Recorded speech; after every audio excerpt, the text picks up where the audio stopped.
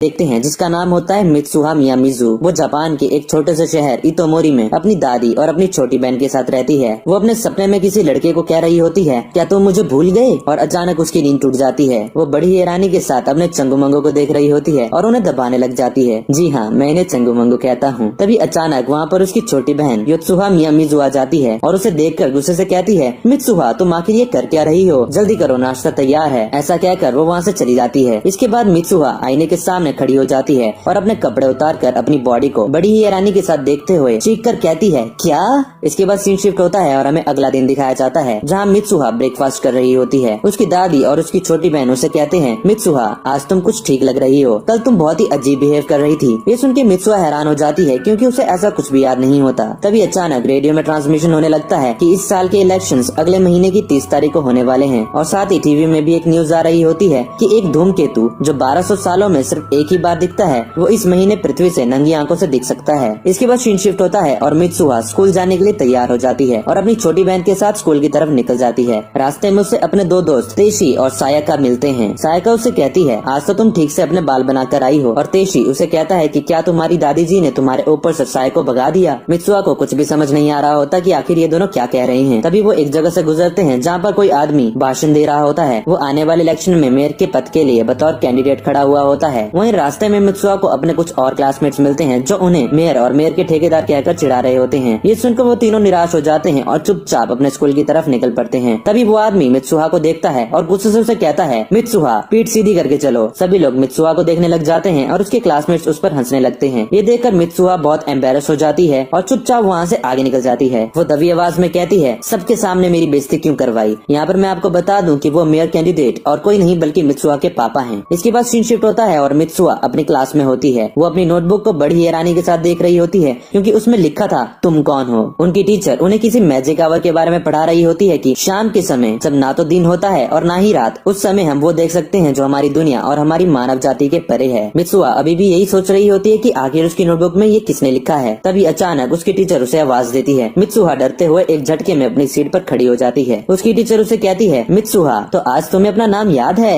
ये सुनकर सभी बच्चे उस पर हंसने लग जाते हैं और मित्सुहा को समझ नहीं आ रहा होता कि उसकी टीचर उसे ऐसा क्यों कह रही है। इसके बाद सीन शिफ्ट होता है और हम देखते हैं कि सायाका मित्सुहा को कह रही होती है कि क्या तुम्हें कुछ भी याद नहीं है? कल तुम बहुत ही अजीब बिहेव कर रही थी। तुम भूल गई थी कि तुम्हारा लॉकर कहाँ है। और इतना ही नहीं, कल तो तुम अपने बालों को भी बांध कर नहीं आई थी। मित्सुहा हैरान होकर कहती है, ऐसा कैसे हो सकता है? वैसे मुझे ऐसा लग रहा है कि मैं कुछ दिनों से किसी सपने में हूँ, जैसे मैं अपने सपने में किसी और की जिंदगी जी रही हूँ। इस पर तेशी कहता है कि मैं समझ गया, तुम्हें अपने पिछले जन्म के सपने आते हैं या तुम्हारे दिमाग का हिस्सा किसी दूसरे डायमेंशन में जुड़ गया है। मित्सुहा को कुछ भी समझ नहीं आ रहा होता और इसके बाद वो सभी अपने अपने घर की तरफ निकल जाते हैं। रास्ते में मित्सुहा उन्हें कह रही होती है कि मैं इस शहर को और नहीं झेल सकती। ये शहर बहुत ही छोटा है, यहाँ पर एक कैफे तक नहीं है। मैं अपनी पढ़ाई पूरी करके टोक्यो भाग जाना चाहती हूँ। इसके बाद सीन शिफ्ट होता है और हम देखते हैं कि मित्सुहा और उसकी फैमिली किसी रस्म को करने की तैयारी में लग जाते हैं, जिस रस्म को करने की प्रथा उनके पूर्वजों के जमाने से चली आ रही है। उसकी दादी उन्हें कहती है, इन धागों से जब तुम ऐसे कढ़ाई करोगी तो तुम्हारे और इनके बीच भावनाओं का निर्माण होगा। आज से करीब 200 साल पहले चप्पल बनाने वाले मायागुरु के घर में अचानक से भयंकर आग लग गई थी, जो कि पूरे शहर में फैल गई, जिसमें सारे मंदिर और पुराने दस्तावेज नष्ट हो गए। इसीलिए उस आग को कहा जाता है मायागुरु की प्रसिद्ध अग्नि, क्योंकि इस आग में सब नष्ट हो गया था। तो जिन दस्तावेजों में इस त्योहार के पीछे के मायने और रहस्य लिखे थे वो भी नष्ट हो गए। धीरे धीरे लोग इसे भूलने लग गए। हमारे परिवार का कर्तव्य यही है कि हम इस त्योहार को कम से कम प्रथा के माध्यम से ऊपर से चलाए रखें, नहीं तो ये पूरी तरह लुप्त हो जाएगा। और देखो तो तुम्हारे बेअक्ल बाप ने क्या किया। पहले तो उन्होंने घर छोड़ा और उसके बाद मंदिर के पुजारी का पद भी, और अब राजनीति में जा बैठा है। इसके बाद मित्सुहा और उसकी बहन लोगों के बीचों बीच इस रिचुअल को परफॉर्म करने लग जाते हैं। वो दोनों पहले तो कोई ट्रेडिशनल डांस परफॉर्म करते हैं और उसके बाद अपने मुंह में पके हुए चावल को चबाने लग जाते हैं, पर उन्हें निगलने के बजाय वो उन्हें अपने मुंह से बाहर निकाल कर कलेक्ट करने लग जाते हैं। ये देखकर मित्सुहा के क्लासमेट्स कहते हैं, छी, वो सबके सामने ऐसा कैसे कर सकती है? उसे ये करते हुए शर्म नहीं आती?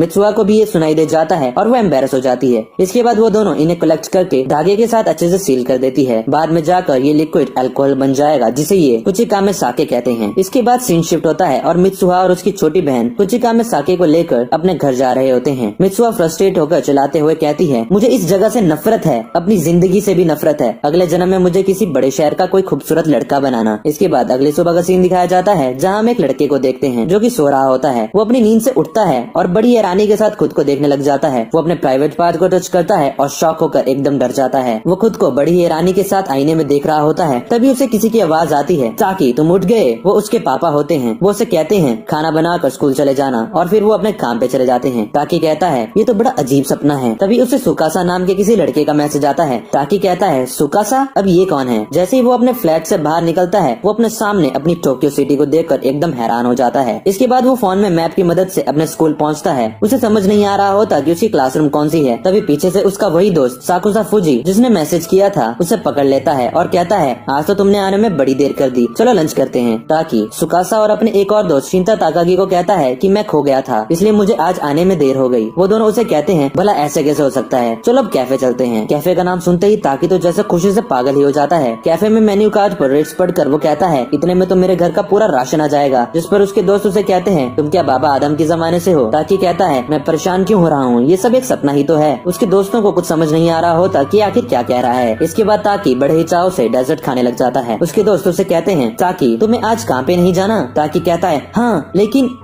तुम लोगों को पता है कि मैं काम कहाँ करता हूँ? ये सुनकर उसके दोस्त बड़ी हैरानी से कहते हैं क्या?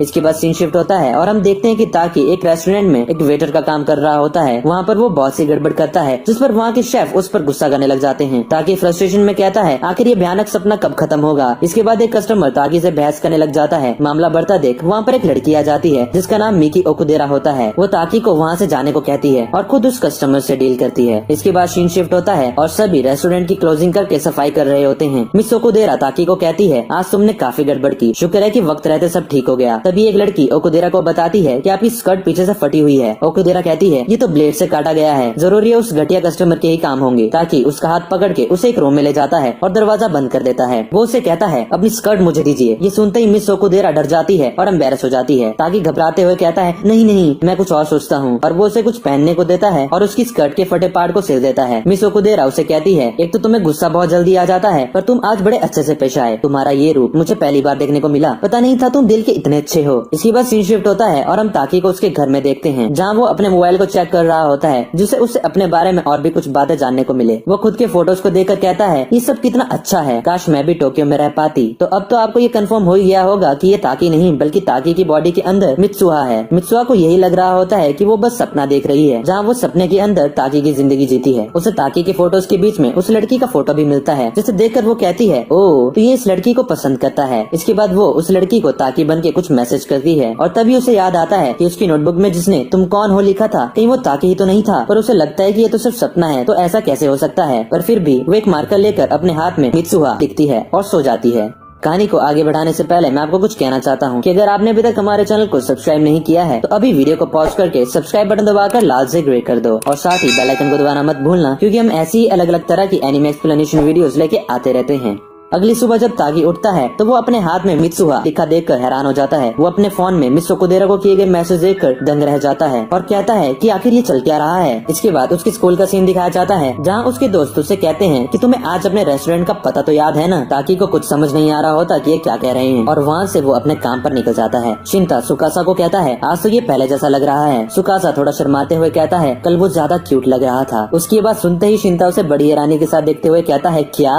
इसके बाद हम ताकि को देखते हैं जो रेस्टोरेंट में एंटर होते ही अपने सामने अपने बाकी कलीग्स को बहुत गुस्से में खड़े देखता है। वो सभी उस पर इसलिए गुस्सा होते हैं क्योंकि वो सभी भी मिस ओकुदेरा को लाइक करते हैं और ताकि को गुस्से से कहते हैं ताकि तो कल तुम मिस ओकुदेरा को उनके घर छोड़ने गए थे, तुम हमारा पत्ता काट रहे हो। ताकि को ये सुनकर विश्वास नहीं होता और उसे कुछ समझ नहीं आ रहा होता है कि भला ऐसा कैसे हो सकता है। तभी वहाँ पर मिस ओकुदेरा आ जाती है और ताकि को आंख मारकर अंदर चली जाती है। ये देखकर तो ताकि के जैसे होश ही उड़ जाते हैं और उसका मुंह तो शर्म के मारे पूरा लाल ही हो जाता है। वहीं दूसरी तरफ मित्सुहा भी अपनी नींद से उठती है और देखती है कि उसके हाथ में तो किसी ने बहुत कुछ लिख रखा होता है। तभी उसकी छोटी बहन वहाँ आती है और उसे गुस्से में कहती है क्या हुआ, तुम आज कोई उठपटांग हरकत नहीं कर रही हो, फटाफट खाना खाने आओ। और वो वहाँ से चली जाती है। मित्सुहा का ये सुनकर शर्म के मारे मुंह लाल हो जाता है और मन में सोचने लग जाती है कैसी उठपटांग हरकतें। इसके बाद जैसे ही वो अपने क्लासरूम एंटर करती है सभी उसे बड़ी हैरानी के साथ देखकर उसके बारे में बातें करने लगते हैं। वो सायका को पूछती है कि सब लोग मुझे इस तरह से घूर क्यों रहे हैं। तो सायका इस पर कहती है तुमने कल हरकतें ही कुछ ऐसी की थी। इसके बाद अगला दिन दिखाया जाता है जब मित्सुहा के शरीर के अंदर फिर से ताकि था। जब मित्सुहा यानी कि ताकि क्लासरूम में स्केचिंग कर रहा होता है, तब उसके क्लासमेट्स उसे देखकर उसके बारे में बातें करने लगते हैं। तो वो गुस्से में अपनी टांग से अपना स्केच पटक देता है। और अगले दिन जब मित्सुआ को पता चलता है कि उसने पिछले कल ऐसा कुछ किया था, तब वो हैरान हो जाती है क्योंकि उसे तो कुछ भी इस बारे में याद ही नहीं होता। वो फटाफट अपने घर की तरफ भागती है और अपनी नोटबुक को देखती है जहाँ किसी ने बहुत सी बातें लिख रखी थी। वहीं दूसरी तरफ ताकि भी अपने फोन की डायरी में नोट्स देखता है और दोनों एक साथ कहते हैं, इसका मतलब ये सब कोई मामूली सपना नहीं है। उस सपने में मैं और वो तो सच में जगह बदल रहे हैं। इसके बाद कुछ दिनों तक ऐसा ही चलता रहता है और वो एक दूसरे की जिंदगी में बहुत सी गड़बड़ करते हैं। अब उन्हें फाइनली समझ आ गया होता है कि वो हर दूसरे दिन जब सोकर उठते हैं तब उनके शरीर आपस में बदल चुके होते हैं। जगह बदलने के बाद उन दोनों ने क्या क्या किया ये उन्हें ना के बराबर याद रहता है, पर आसपास हुए बदलाव और लोगों के रिएक्शन से उन्हें पता लग ही जाता है कि उन्होंने क्या क्या कारनामे किए। इसलिए उन दोनों ने एक दूसरे के लिए कुछ रूल्स बनाए कि वो क्या क्या करेंगे और क्या क्या नहीं करेंगे। और साथ ही सोने से पहले उन्होंने सारा दिन जो कुछ भी किया उस सब का रिकॉर्ड एक दूसरे की डायरी में लिख कर रखना शुरू कर दिया। लेकिन इसके बावजूद भी इन दोनों ने एक दूसरे की जिंदगी की ऐसी की तैसी करने में कोई कसर नहीं छोड़ी। ऐसा ही और भी बहुत दिनों तक चलता रहा और ताकि मित्सुआ की इमेज एक बहुत ही बोल्ड लड़की की तरह बना दी, जो बहुत ही डेयरिंग थी, जो स्कूल में काफी मशहूर थी और लड़के जिसके पीछे पागल थे। और साथ ही मित्सुआ ने ताकि की इमेज एक बहुत ही स्वीट और केयरिंग लड़के की तरह बना दी और वो मिस ओकुदेरा के साथ अपनी नजदीकी बढ़ाती चले गई, जिससे अब मिस ओकुदेरा ताकि को चाहने लग गई थी। वो दोनों एक दूसरे की इन हरकतों से बेहद परेशान थे। वो बस चाहते थे कि उनकी जिंदगी जैसी है वैसी ही रहे, उसके साथ कोई छेड़छाड़ ना हो। इसके कुछ दिनों बाद एक सुबह ताकि मित्सुआ के शरीर में उठता है। वो हमेशा की तरह उठते ही अपने चंगू मंगू दबाने ही वाला होता है कि तभी रुक जाता है और कहता है, मुझे ये नहीं करना चाहिए। इसके बाद उसकी छोटी बहन वहाँ आती है और जैसे ही दरवाजा खोल के अपनी बहन मित्सुआ को देखती है तो वो हमेशा की तरह अपने चंगू मंगू दबा रही होती है। ये देखकर वो कहती है, तुम ये उठपटांग हरकतें करना कब बंद करोगी? चलो अब जल्दी करो, हमें निकलना भी है। इसके बाद हम देखते हैं कि वो लोग पहाड़ों की ट्रैकिंग करते हुए कहीं जा रहे होते हैं। उन्होंने जो रिचुअल परफॉर्म करके कुचिका में साके बनाई थी, आज उन्होंने वो अपने मियामिज़ू की देवता को चढ़ानी है। मित्सुहा यानी कि ताकि दादी को अपनी पीठ पर चढ़ा देता है। दादी उन दोनों को कहती है, क्या तुम्हें पता है मुसोबी क्या होता है? मुसोबी दरअसल एक जरिया है जिससे हम अपने रक्षक देवताओं से बात कर सकते हैं। जब हम कुछ खाते या पीते हैं तब ये तत्व हमारे शरीर से जा मिलते हैं, जो इंसानों और देवताओं के मिलाप का एक जरिया है। और आज जो हम भेंट चढ़ाने आए हैं वो भी एक अनोखा जरिया है हमारे और देवताओं के मिलाप का। फाइनली वो कुछ देर बाद अपनी डेस्टिनेशन में पहुंच जाते हैं। मित्सुहा यानी कि ताकि बड़ी हैरानी के साथ कहता है, तो क्या यही है मियामिज़ू की देवता की कब्र? वहाँ जाने के लिए उन्हें एक छोटी सी नदी पार करनी होती है। उसकी दादी उसे कहती है, इस जगह को पार करते ही काकुरियो है। काकुरियो मतलब पाताल। अपनी दुनिया में वापस जाने के लिए तुम्हें वो सब यहाँ छोड़ना होगा जिसके लिए तुमने इतनी मेहनत की थी, मतलब कि कुचिका में साके को। ये एक तरह का तुम्हारा आधा हिस्सा है जो तुम मियामिज़ू की देवता को भेंट चढ़ाओगी। इसके बाद वो दोनों उस गुफा के अंदर जाके उसे वहाँ समर्पित कर देते हैं। इसके बाद वापस आते हुए उसकी छोटी बहन उसे एक जगह लाती है जहाँ सामने एक बहुत ही सुंदर लेक होती है। उसकी छोटी बहन उसे कहती है, शायद हमें वहाँ वो धूमकेतु भी दिख जाए, पर ताकि को समझ नहीं आ रहा होता कि ये किस धूमकेतु की बात कर रही है। तभी उसकी दादी उसे कहती है, मित्सुहा तुम अभी भी सपना देख रही हो ना? तभी अचानक ताकि की नींद टूट जाती है और वो देखता है कि उसकी आंखों में तो आंसू होते हैं, पर उसे समझ नहीं आ रहा होता कि ऐसा क्यों है। तभी उसे मिस ओकुदारा का मैसेज आता है और वो मैसेज देखकर एकदम शॉक हो जाता है क्योंकि उसे पता चलता है कि आज तो उसकी डेट है। दूसरी तरफ मित्सुहा भी आज अपने शरीर में होती है और अपनी नींद से उठती है। वो स्कूल के लिए तैयार हो रही होती है कि तभी उसे याद आता है कि आज तो ताकि की ओकुदेरा के साथ डेट है, जो उसका ही प्लान था। पर वो आईने में खुद को एकदम से रोता हुआ देखती है। शायद उसे यहाँ पर रियलाइज हो जाता है कि उसके दिल में भी ताकि के लिए फीलिंग्स है। और वहीं ताकि मिस ओकुदेरा के साथ बहुत ही स्ट्रेंज बिहेव कर रहा होता है। वो बहुत ही नर्वस होता है, उसे कुछ भी समझ नहीं आ रहा होता कि वो क्या करे क्या ना करे। मिस ओकुदेरा भी एक जगह उसे कहती है, ताकि ऐसा लग रहा है जैसे आज तुम नहीं कोई और हो। शाम को घर लौटते वक्त वो ताकि को कहती है, ताकि तुम्हें मैं हमेशा से ही पसंद थी ना, पर अब ऐसा लग रहा है जैसे तुम्हें कोई और पसंद है। इसके बाद ओकुदेरा वहाँ से अपने घर चली जाती है और ताकि अपने फोन में लिखा हुआ मित्सुआ का एक नोट पढ़ता है। मित्सुआ ने उसे लिख रखा होता है, जब तक तुम्हारी डेट खत्म होगी तब तक धूमकेतु के निकलने का समय हो जाएगा। पर ताकि को समझ नहीं आ रहा होता कि ये किस धूमकेतु की बात कर रही है, क्योंकि आसमान में तो कोई धूमकेतु होता ही नहीं है। वहीं दूसरी तरफ हम देखते हैं कि मित्सुआ किमोनो पहनकर आई होती है क्योंकि आज वहाँ पर एक त्योहार होता है जो वो हर साल पतझड़ मौसम में बनाते हैं। उसे देख के उसके फ्रेंड्स एकदम हैरान हो जाते हैं क्योंकि मित्सुआ ने अपने बाल काट दिए होते हैं। उन्हें समझ नहीं आ रहा होता कि मित्सुआ ने ऐसा क्यों किया। इसके बाद वो त्योहार मनाने कहीं जा रहे होते हैं। तभी मित्सुआ और उसके दोस्त आसमान में वही धूमकेतु देखते हैं जो न्यूज में कहा गया था कि ये पृथ्वी के करीब से गुजरने वाला है। मित्सुआ उस खूबसूरत नजारे को देख ही रही होती है कि तभी वो धूमकेतु टूट जाता है और उसका एक टुकड़ा पृथ्वी की तरफ गिरने लगता है। इस दिन के बाद फिर कभी मित्सुआ और ताकि ने अपने शरीर नहीं बदले। ताकि हर दिन इसी उम्मीद के साथ उठता था कि क्या पता आज उसका शरीर फिर से मित्सुआ के साथ बदल जाए, पर ऐसा अब होता ही नहीं था। उसकी जिंदगी ऐसे ही आगे चलती रहती है और वो धीरे धीरे जो कुछ हुआ ये सब भूलने भी लग गया था। वो अपनी बच्ची कुछ यादों और थोड़ा इंटरनेट के सहारे से इतोमोरी शहर की कुछ तस्वीरें बनाता है जो वो मित्सुआ के शरीर में होता था तब देखा करता था। एक दिन वो ये सब तस्वीरें लेके उस जगह को ढूंढने निकल पड़ता है क्योंकि वो मित्सुआ से मिलना चाहता था। उसके दोस्तों को ये पता नहीं होता कि ये किसको ढूंढने जा रहा है, पर फिर भी वो उसे अकेला जाने नहीं देते हैं और उसके साथ मिस ओकुदेरा और सुकासा उसे कंपनी देने आ जाते हैं, क्योंकि ताकि अब बहुत सी चीजें भूल गया था तो उसे उस जगह का नाम भी याद नहीं होता। वो बस अपनी बनाई हुई उस लेक की तस्वीर के सहारे उस जगह को ढूंढने निकल पड़ता है। वो बहुत जगह भटकता है, न जाने कितनों को पूछता है, पर किसी को भी उस जगह के बारे में कुछ भी पता नहीं होता। बहुत ढूंढने के बाद एट लास्ट वो हार मान ही लेता है और वापस टोक्यो जाने का फैसला लेता है। रास्ते में वो तीनों एक रामेन शॉप में कुछ खाने को रुकते हैं। तभी वहाँ पर उस शॉप का मालिक उसकी बनाई गई तस्वीर देख के कहते हैं कि ये तो इतोमोरी की तस्वीर है। ताकि को भी ये नाम सुनते ही याद आ जाता है कि हाँ, उस जगह का नाम इतोमोरी ही तो था।